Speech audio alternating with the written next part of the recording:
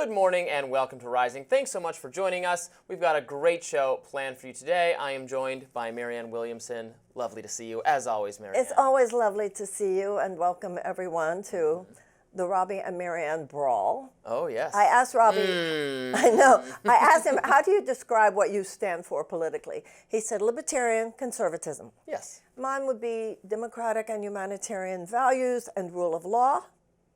Those two are in Can we somewhat fit of a that contest. on the placard? What'd you say? It's a bit of a struggle in America today. So let's have at it. What's on your radar? Happy to tell you. Well, Senate Minority Leader Chuck Schumer, the leader of the Democratic Party within the Senate, is canceling, or at least postponing, his book tour. Apparently he wrote a new book. Who knew? It's about anti-Semitism. Schumer is, of course, Jewish. The rise of anti-Semitism is certainly a subject worth covering. Anti-Semitism is a noxious weed that must be rooted out. Now, Schumer's book tour is being delayed, he says, due to unspecified security concerns. These security concerns are leading Schumer to cancel planned promotional events in Atlanta, Washington, D.C., Baltimore, Philadelphia, California, all sorts of places. That sounds kind of serious, doesn't it? U.S. Senator has written a book about anti-Semitism. He can't promote it because of the danger. Well, that's horrifying, given the book's subject, the fact that anti-Semitism is indeed rising. Makes it sound like prominent Jews face danger for speaking out on this subject, and certainly in many cases they do. But importantly, this is not, manifestly not, what is happening here. I don't believe for 1 second that Chuck Schumer is facing serious threats to his safety, or at least more threats than usual or more threats than are typical for an important public figure. What Schumer is facing is criticism from his own supporters, his own voters, and his own party, the Democratic base, for his appallingly bad stewardship of the Democratic Party. I don't believe he's in danger. He just doesn't want to face the heat. He doesn't want to face you. If you don't believe me, take it from CNN, even the most reliable defenders of Democratic leadership priorities. They realize the fury with Schumer is real. The backlash from the left is real. In fact, Wolf, Chuck Schumer is scheduled to do a book tour in a number of cities on a book that he has authored on anti-Semitism. He has just canceled that book tour, we are learning, because of protests that were scheduled from activist groups who wanted to go after his decision to agree and allow the government funding bill to go forward to avoid a government shutdown. They were furious at his decision to do that. It just shows you the anger on the left and the Democratic Party. Can they get it back together at this key moment when they are essentially leaderless in a lot of ways, essentially don't have a strategy on how to fight back against Trump, and have all this unrest on the Democratic base? That's going to be a big question for Schumer. But interesting that he decided to cancel this event. They're citing security concerns, but there were these large-scale protests, at least some protests scheduled outside these events. Now, make no mistake, the Democratic Party rank and file are rightly furious with how Schumer handled the fight over the spending bill. Initially, Schumer indicated he was ready to go to war. Give the people the fight they are itching for.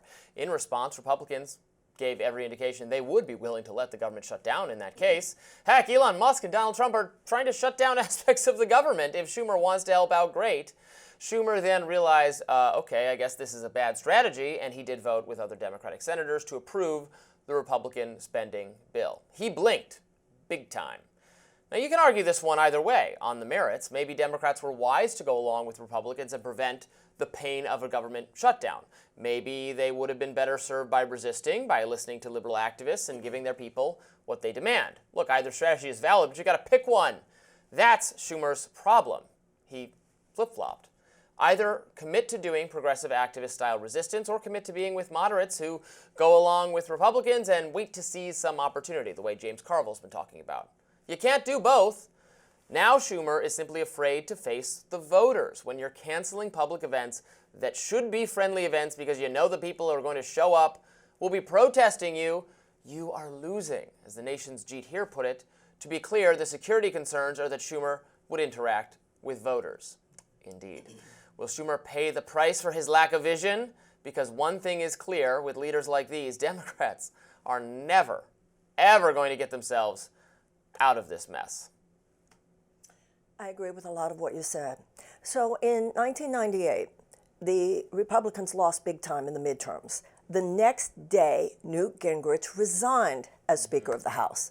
And that's really That's what you do when you lose. Can you imagine a leader resigning? Pardon? Resigning in defeat or disgrace? That's Well, not something that's that happens exactly what anymore. should have happened with the Yeah. Democrats after this astonishing and really stunning loss that the Democrats experienced in November, losing the House, losing the Senate, losing the White House.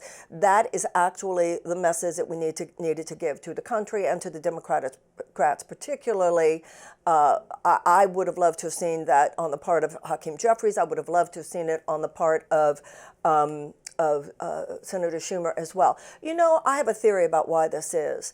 A lot of Republicans come from the private sector, and in the private sector, you know that if things are not going well on Wednesday, you better change it or your whole thing could go down on Saturday.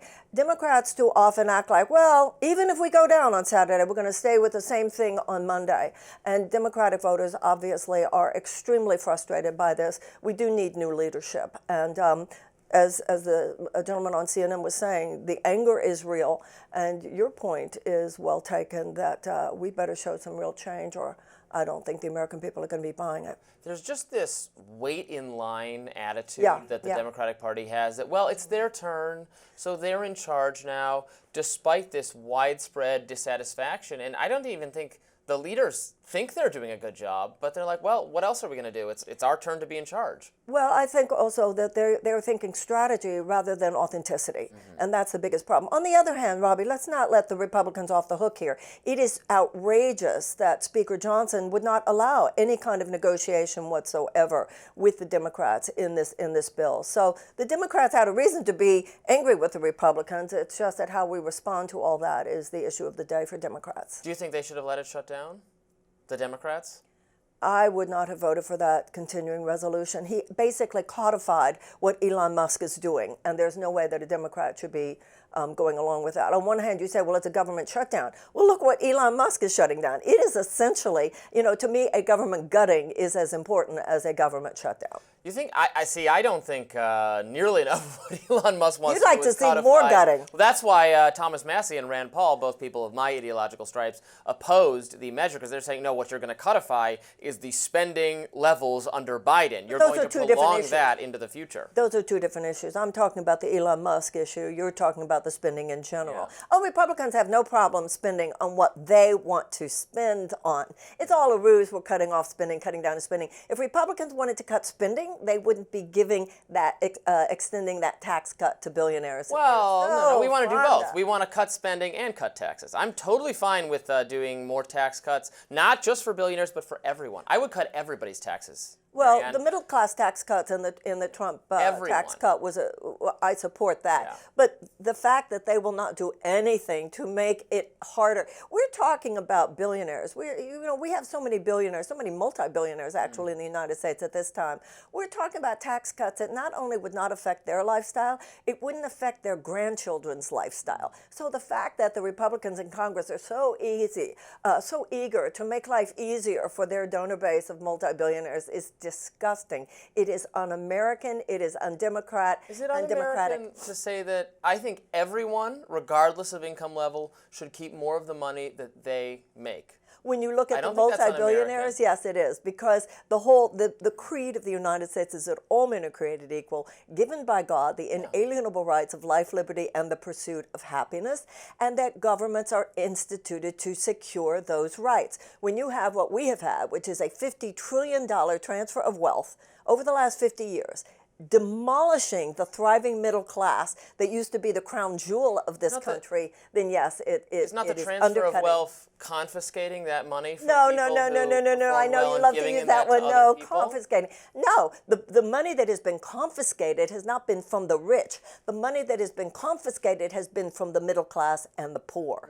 There has been a theft. There has been a class war, absolutely. But it hasn't been against the rich. It's been against the poor, and the theft has been from the public The theft sector. has been and upward, it's now yes, on toward steroids, Robbie, as with this you and I bill. argue about all the time, I would say from younger people to older people in the forms of the entitlement system, we, the younger people, are Don't want to pay for Social Security? Don't want to pay for the wealthy, as you said. Well, no, my hope is that you will get I don't want those to pay someday. welfare. What? What now? What? I didn't understand that last one. I don't want to pay you're railing against this. That you said there's been an unfair transfer of wealth Yes. to the wealthy people.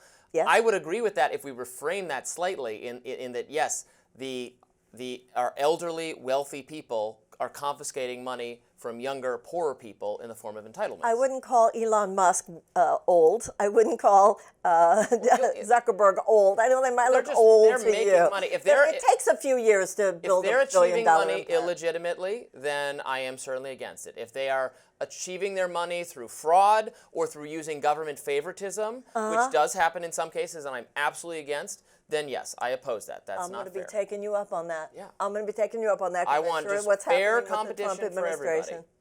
All right. Next up, the U.S. is coming down hard on Iran. Could another war be breaking out? We'll discuss. Stay tuned.